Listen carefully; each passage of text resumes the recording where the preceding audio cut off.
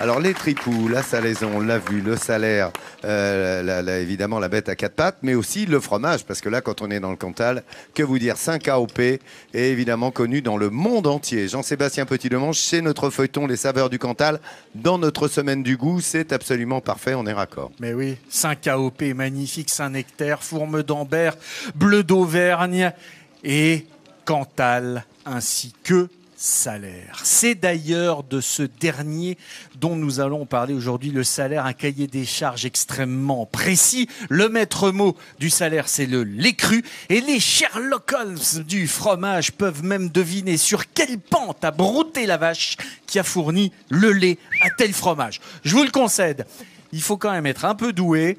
En attendant, explication de texte. Enfin, de fromage. À quelques kilomètres d'Aurillac, ce coin de verdure est un véritable trésor. Les vaches mangent l'herbe grasse qui va donner là-bas le lait. Et le lait, c'est de l'or blanc. Dans cette exploitation, c'est avec cette matière première que Michel fabrique le célèbre Salaire, un fromage connu dans la France entière.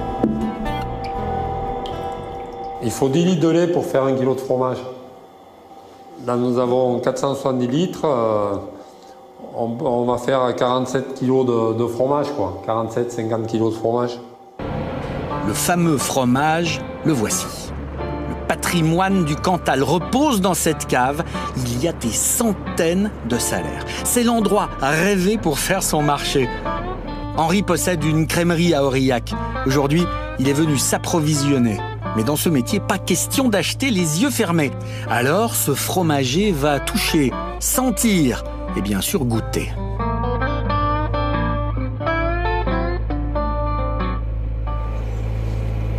Bien. Cet expert recherche le goût. Il veut des fromages un peu gras, avec une pointe d'amertume. Henri a des critères bien précis, mais l'essentiel reste le plaisir, car le Salaire, c'est un art de vivre. Le fromage, le Salaire, c'est comme un vin. Il faut pouvoir le goûter jeune, en primeur, quoi, et faire des remontées. Moi, j'aime bien faire ça avec... l'évolution du fromage. J'aime bien faire ça avec les clients, c'est faire une remontée comme on peut faire avec du vin. Nous retrouvons Henri dans sa crèmerie, à Aurillac. Il tient ce commerce avec son associé. Et ce matin, les deux hommes ont une cargaison à charger, car Henri est attendu en région parisienne pour une foire au fromage. Pendant son absence, c'est donc Bruno qui tient la boutique. Voilà. Un morceau comme ça. À Aurillac, cette enseigne est une institution. Déjà 100 ans d'existence et une réputation qui n'est plus à faire. Bruno n'hésite pas à faire goûter le Salaire.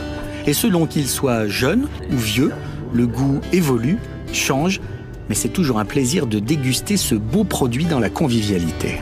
Ce qui est assez agréable, c'est déjà rien de toucher un tout petit peu la pâte, ce côté un peu crémeux. Et puis cette odeur, ça sent, on a l'impression de sentir certaines fleurs, on sent un tout petit peu, on sent un peu la gentiane, on sent quelques fleurs, on se croit un peu dans les champs en fait, tout simplement. Après 7 heures de route, Henri, lui, arrive à Antony, en région parisienne. Il compte sur cette foire au fromage pour écouler tout son stock. Tenez, madame. Quand on a parlé fromage, on parle aussi du pays, de l'environnement, et c'est vrai qu'on fait rêver, quoi. Et Henri joue à merveille le rôle d'ambassadeur. Il aime faire partager, faire vivre son bout de Cantal à travers le Salaire, un fromage d'exception.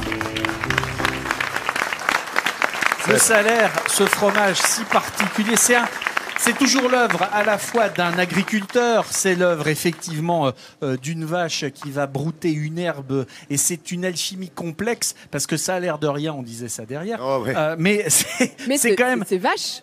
C'est une alchimie complexe entre la nature, la transformation du lait et ce que font les agriculteurs. Et tout toute cette nature et ce processus pour arriver à cette magie qu'est le fromage, on peut le découvrir ici en Auvergne sur une route des fromages absolument magnifique qui permet de découvrir des paysages formidables, des agriculteurs incroyables qui vont vous ouvrir leurs portes, qui vont vous expliquer comment ils travaillent, qu'est-ce qu'ils font. Et c'est vraiment remarquable d'avoir organisé comme ça du tourisme intelligent pour aller vraiment aller à la découverte des agriculteurs, de ce qu'ils font et de leur patrimoine. Laurent, oui, Guillaume. parce que la différence entre Jean-Seb et moi, c'est que lui, dans la route des fromages, ce qui l'intéresse, c'est le fromage. Moi, c'est la route, parce qu'on va effectivement bien sûr. Et moi, c'est voir les vaches. des paysages. Voilà, tout le monde est content. Monde. On va traverser, quand on se balade d'AOP en AOP, on traverse ici en Auvergne les deux grands massifs les plus montagneux, donc les monts du Cantal, et puis le massif du Sancy, du côté du Saint-Nectaire. Exactement. Donc on peut manger. C'est pas la route des vins, donc on peut conduire après, c'est pas mal aussi. Et puis profiter de ces paysages auvergnats qui sont assez différents. Hein. Il y a des plateaux, des hautes montagnes. Exactement, un peu de qui sont tous aussi magnifiques les uns que les autres, du nord au sud. Il y a quand même une précision à apporter. Vas-y, Seb, oui. Dans le reportage, au début, on voit des Holstein. Oui. On aurait pu imaginer que pour faire du salaire, il eût fallu des salaires. La Holstein, comme tu le sais, on peut regarder à quoi ça ressemble. C'est cette fameuse vache blanche et noire. Voilà. La Holstein, elle a remplacé les races rustiques à peu près partout en France et en Europe, j'ai envie de dire, parce que C'est une bonne usine à laitière. lait. C'est une usine à lait, la Holstein. Exactement, elle ouais. produit énormément de lait. Donc à une époque où on recherchait vraiment le productivisme laitier, on a changé nos races locales pour des Holstein. Mais la salaire, c'est autre chose, si je puis dire. Ah bah oui, parce que la vache salaire, cette fameuse vache Mais rousse... on fait quand même du salaire avec du lait de Holstein. Oui, aussi. je dirais. Alors, sauf le salaire tradition. D'accord. Hein, le salaire tradition, lui, n'utilise que de la vache salaire. Regardez, on a un plateau ici avec du Cantal. Regardez cette meule de Cantal, environ 40 kilos.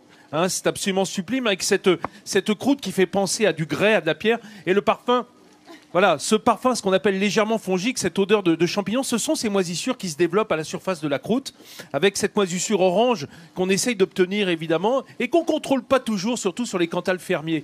C'est ça qui est merveilleux, c'est cette pâte, regardez la pâte du Cantal. Alors là, c'est un salaire. Alors le salaire, il est fait uniquement en estive. Hein, c'est un fromage d'été. C'est un peu ce qui correspond à des gruyères d'alpage dans les gruyères. Mais le salaire, il a un parfum de flore, évidemment, de cette flore de montagne qui pousse autour des gentianes qu'on trouve ici partout dans le Cantal. Et il a cette croûte extrêmement belle, extrêmement grasse, riche, hein, parfumée, jaune. Et alors, c'est un fromage, comme le Cantal, à pâte, qu'on appelle à pâte pressée non cuite. C'est-à-dire qu'il n'est pas chauffé, ce lait. Il est pressé, accru. Et c'est ce qui fait toute sa typicité. C'est un peu la même méthode que l'on retrouve en Angleterre avec tous les cheddar fermiers, tous ces fromages. C'est des pâtes pressées non cuites. Alors vous me direz pourquoi elles sont pas cuites? Bah pourquoi? Oui, pourquoi? oui, non, mais oh. Et pourquoi est-ce que dans le Jura, et pourquoi est-ce qu'en Suisse on fait cuire les fromages, on fait des gruyères Eh ben parce que ici, quand vous allez en altitude, il n'y a pas beaucoup d'arbres.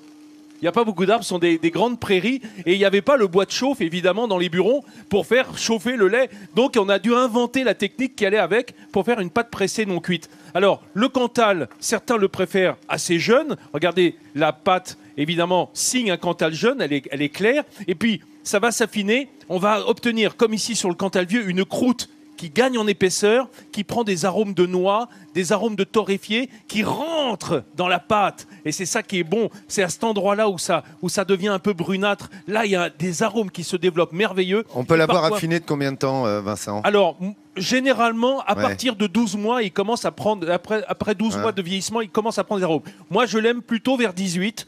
Et là, il a vraiment pris son arôme de Cantal absolument merveilleux. Quand on a la chance d'avoir des Cantal d'été, évidemment, il y a en plus ce petit supplément d'âme qui nous vient de la flore du Cantal, des monts du Cantal. C'est un fromage absolument génial. Mais du coup, Vincent, tu manges même ces petits bouts un peu brunâtres. Ah, moi, je mange tout, je mange même l'étiquette. Moi, tu vois, c'est pour te dire. Attends, non, mais regarde. Je ne laisse rien. Quelle question, forcément. Mais tout le monde se dit, tiens, on va peut-être goûter le Cantal. Merci pour les précisions sur le salaire et le Cantal. Bravo. Vous savez maintenant pourquoi et comment.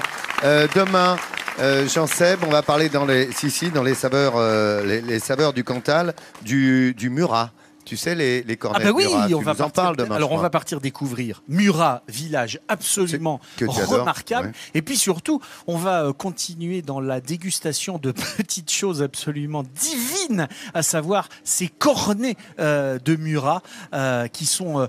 petit gâteau incroyablement croustillant, craquant. Très Il y a léger. un petit secret de fabrication. Et puis, alors, je vous raconte pas, avec une petite boule de glace à l'intérieur. Ouais, parce que c'est ça. Qui dit glace dit cornet. Ou avec un petit peu de crème fouettée. Allez, Voyez, ça c'est pour demain c'est alors. Hein. cruel. Un petit peu de mousse au Ah, bah chocolat là. aussi. Ah bah voilà Ah, les ah oreilles à ouais, quoi ils ouais. font. Mais oui. Ouais.